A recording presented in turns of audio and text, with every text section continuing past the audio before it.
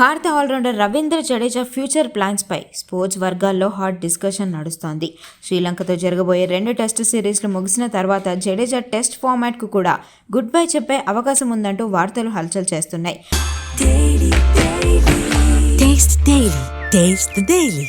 2009లో అంతర్జాతీయ అరంగేట్రం చేసిన జడేజా ఇప్పటికే T20 ఫార్మాట్ నుంచి రిటైర్మెంట్ ప్రకటించగా ప్రస్తుతం వన్డే టెస్టుల్లో కొనసాగుతున్నాడు. అయితే ఈ ప్రచారంపై జడేజా నుండి ఎలాంటి ప్రకటన మాత్రం రాలేదు.